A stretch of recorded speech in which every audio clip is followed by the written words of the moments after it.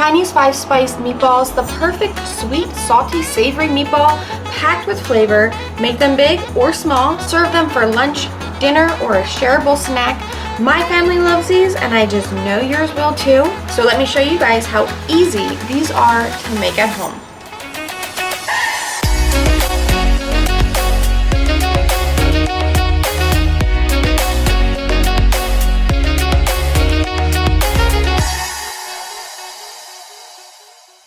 I made these Chinese meatballs back in 2018 at my old house and shared it with you guys. The recipe has been up on the website ever since, and it's finally made its way to the top of my list to film for you guys. I don't know why I put it off for so long. I've gotten so many messages from Griddle Nation over the years thanking me for this recipe, sharing pictures of them making it and loving it. It's sweet, it's savory, and it's so simple to make in under 20 minutes for a full-size dinner. You could serve this over rice with some veggies, or put these in a sandwich or on a salad, or it's the perfect bite-sized shareable when you make these a little bit smaller. The fun part is you can make them either on the larger side or on the smaller size. There's no right or wrong, but I can guarantee you these are delicious. Every time I make these, I just laugh thinking back to making my then 10-year-old daughter. She's almost 17. She was my taste tester, and her reaction to these was innocently just so cute. Smells good. Looks good. I'm surprised you just tried it without asking what it was. They're meatballs, right? They're Chinese meatballs. Thai food, love these. Kira, do you like them? And now every time I make them, she goes just as crazy over them. You only need a handful of ingredients. Most you probably keep on hand. Sometimes I stick to the original recipe that I have posted, but sometimes, like today, I do like to zhuzh them up just a little extra. Into a mixing bowl goes 1 pound of ground pork, 1.5 to 2 tablespoons of cornstarch. I add a little bit extra, more towards 2 tablespoons, because some always get stuck behind. I add 3 teaspoons of brown sugar, and then for the star of these meatballs, 5-spice or Chinese 5-spice.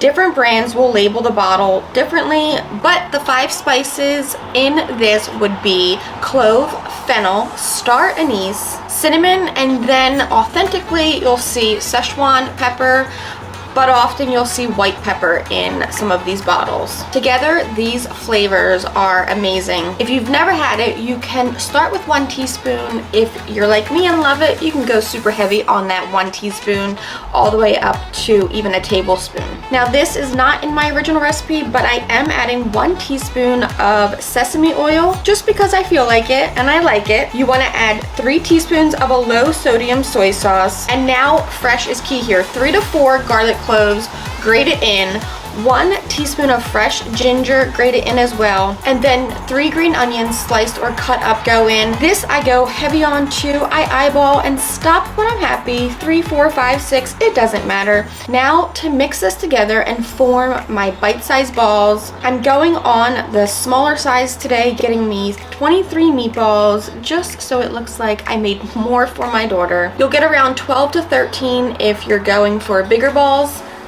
Meatballs, that is. I'll stick these in the fridge for about 20 minutes usually before cooking, but today it's only in the 20s outside, so these are super cold as is. I'll stick them in for about 5 minutes, giving me a few just to mix up our dipping sauce. I usually just mix half a cup of soy sauce, the low sodium still, with 1/4 cup of honey. Perfect as is, but today I'm adding a little drizzle of our sesame oil since I have it out, a little dash of our 5-spice, and I'm gonna slice up a bunch of green onions because they are my favorite and I always like extra. I'll add a little of those into my sauce along with some toasted sesame seeds, and then whisk this together. It's gonna be a little hard at first, especially if you're doing it out in the cold, just until that honey melts into the soy sauce. Now, time to griddle these. I've got my meatballs back out, and I've got my favorite kitchen tweezers.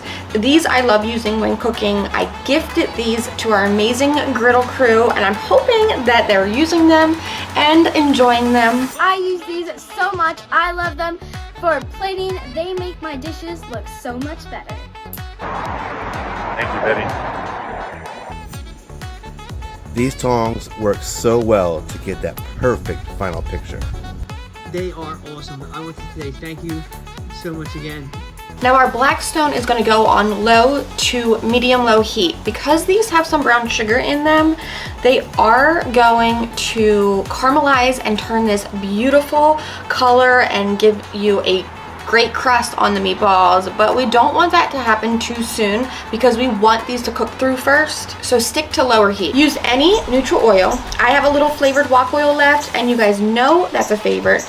So that's what we're using. Our meatballs go down into that oil 1 to 2 minutes per side, rotating to brown all sides. Now I love cooking all kinds of meatballs on the griddle surface. You have so much room, you use so much less oil, and you can do them all at once versus doing them in small batches in a small pan on the stove, having to switch out that oil whenever it starts to have little pieces left behind of burnt food. I just don't miss it at all. After about 6 to 8 minutes, and to ensure that they do cook through, we cover them with our dome. A little shake and roll to let these kind of roll around together, creating some steam under the dome just for about 2 minutes or so, and then we uncover these, and like magic, they look beautiful when you take that dome off. They have a perfect glossy crust from our brown sugar and soy sauce. I let them hang out for just another minute to darken just a little because that's how we like them. Then it's time to pull these off, plate them up,